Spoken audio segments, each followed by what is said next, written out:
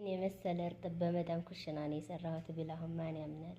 እንደዚህ የሚያምር ቆንጆ የሆነ እርጥብ መስራት ከፈለጋችሁ ጣዕሙ እጅ የሚያስቆረጥም ከፈለጋችሁ ላይክ፣ ሼር፣ ሰብስክራይብ እያደረጋችሁ ሙሉ ቪዲዮውን ተከታተሉ። አብረን እንስራ። እንግዲህ ከመዳም ቤት ሆኖ መስራት የሚቻለውን ሁሉ ምግብ ምናልባት የሀበሻ ምግብ ላልሰራላችሁ እችላለሁ። እንጀራ ነክ የተለያየ የአረብ ሀገር ምግቦችን መስራት እኔ እንዲሰራላችሁ የምትፈልጉ ኮሜንት ስራ አስቀምጡልኝ። ሰላም አለይኩም ወራህመቱላሂ ወበረካቱ። ውድ ቤተሰቦች ሰላም እንዴት ናችሁ? ሆነ ያለህ አልሐምዱሊላህ። እናንተስ እንዴት ናችሁ? ስራ፣ ጤንነት፣ አፍያ እንዴት ነው? እኔ ጋር ሁሉ ሰላም ነው። ምስጋና ለአላህ ለዓለማቱ ጌታ። እንዲሁም ክርስቲያን ወገኖች ሰላም ብያለሁ። በያላችሁበት ሰላማችሁ ብዝት ብዝት ተረፍረፍ ይበልልኝ ውዶች። ዛሬ ደግሞ ይዤላችሁ የመጣሁት ያው ቆንጆ እርጥብ ለየት ያለ እርጥብ ነው። መቼም ኢትዮጵያ ላይ በየከተማው በየትናንሽ ከተማውን በየክፍለ ሀገሩም በሸገር አዲስ አበባም የሚታወቀውን እርጥብ ይዤላችሁ መጥቻለሁ። ደግሞ በአሁኑ ሰዓት በዩቲዩብም በየቦታው እየተዘዋወረ ነው።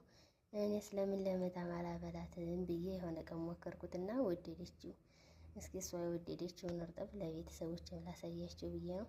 ነገራችን ላይ ከዚህ ቤት እኔ ስለሆንኩ ምግብ የምሰራው እስኪ የሆነ ነገር የጎደለ ነገር ካለ ምሳሌ ዶሮ ከሌለ፣ ስጋ ከሌለ ሌላ ነገር ምችውን ባለው ስሪ ሲሉኝ እኔ ራሴ እየፈጠርኩ እሰራላቸዋለሁ ማለት ነው። እናም እነሱ የወደዱትን ቆንጆ እርጥብ አብረን እንሰራለን። ውድ ቤተሰቦች እኔ እንግዲህ ለሶስት ሰው ስለሆነ ነው አነስ አነስ ያለ ግብአት ይዤ የመጣሁት። እናንተ እንደምትሰሩት ሰው ይለያያል። ይሄ ለሶስት ሰው በቂ ነው። ያለ አብረን እንስራ። እንግዲህ ውድ ቤተሰቦች በዚህ መልኩ ድንች ቆርጫለሁ። ለብ ያለ ውሃ የሞቀ ነው ትኩስ ውሃ እጨምርና ዘይት ውስጥ የሚግል አበስለዋለሁ ማለት ነው። በጣም ሳይበስል ትንሽ። በዚህ መልኩ ድንችን በጥጃለሁ። ሽንኩርቴን በዚህ መልኩ እንደምታዩት አድርጌያለሁ። አብረን እንስራ። ቲማቲሜንም ቆራርጫለሁ። ይሄን እዚህ ሽንኩርቴን እያበሰልኩ ነው። ዘይቴን ጥጃለሁ። ከዚህ ድንች እንጥጃለሁ። ድንቹ ትንሽ ገንፈል ካለ ይተመላዋለሁ ማለት ነው። ሽንኩርቱን በዚህ መልኩ ነው የቆረጥኩት። እናንተ እንዴት ፍላጎታችሁ። ጾመኛ ነን ለኢፍጣር የምሰራው 3 ሰው ነው የሚያቆመው። ለሶስታችን ብቻ ነው። ላይክ፣ ሼር፣ ሰብስክራይብ እያደረጋችሁ ተከታተሉ።